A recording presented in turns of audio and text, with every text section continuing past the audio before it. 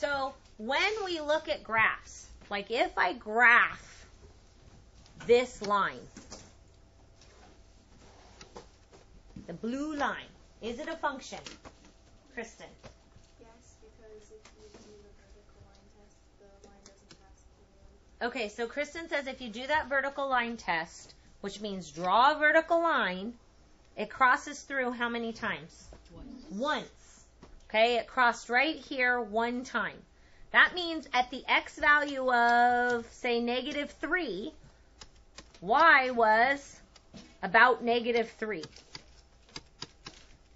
And when x is -3, there is only one y value. The y value is -3. So that vertical line test proved that this is a function. And I can draw my vertical line anywhere.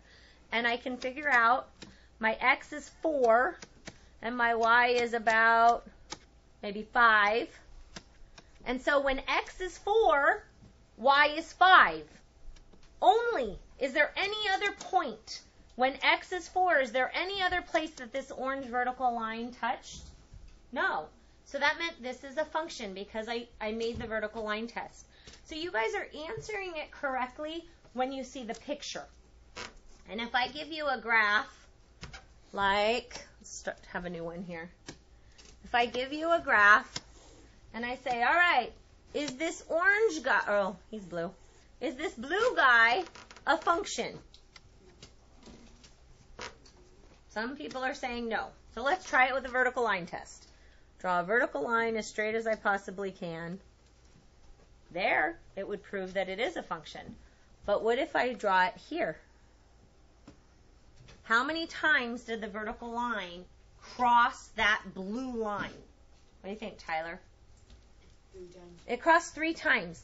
At the value of, say, -3 for x, it crossed once, twice, 3 times. That meant that when x is -3, y was, let's say, +15, +10, and -10. And so now when x is this one value, y had 3 different values. So it's not a function. Okay? But on your test, you guys were given something like a set of points.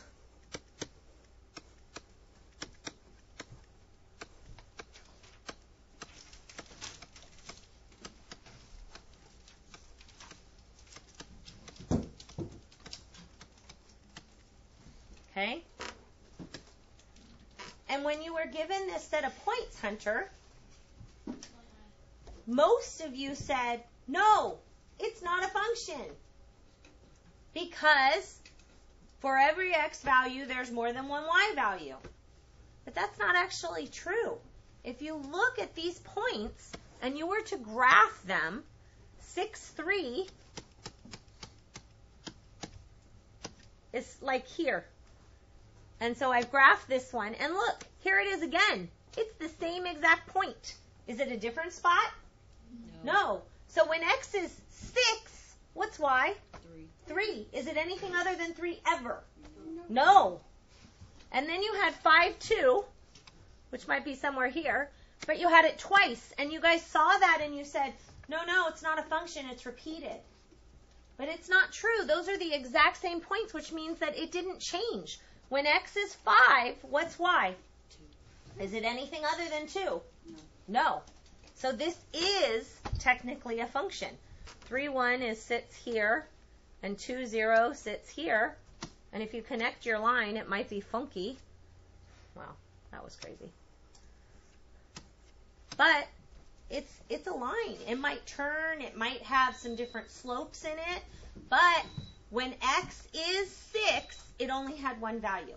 When x was 5, it only had one value.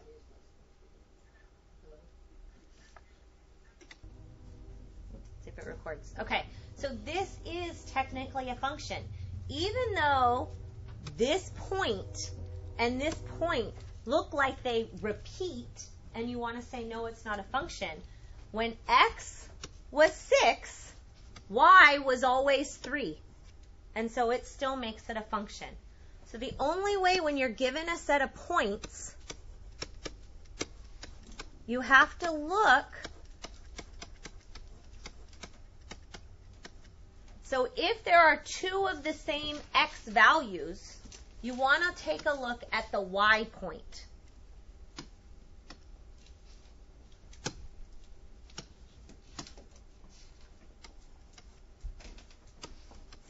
And the y in this case, it's different, which means that if I graphed this, I would have 6, 2 and 6, 3. And now if I do a vertical line test, do I have a function? No. So the x values can be the same. But if they're the same, they have to have the same y value. If they have different y values, then we have an issue. Okay? So in your answers, I would like to see not a function, because who can finish the sentence for me in the best, most complete way ever? Andrew. Since there's more than the same x value for two different y values. So give me numbers. Use numbers. You got examples. This is not a function because when x is 6, and y is either 3 or 2, it doesn't pass the vertical line test. Okay. There you go, because points would be stacked on top of each other. Who else can say it in a different way? Nina. No, it's not a function because for the x value 6, there are two y values, 3 and 2. There you go. Okay, everyone write it on your paper.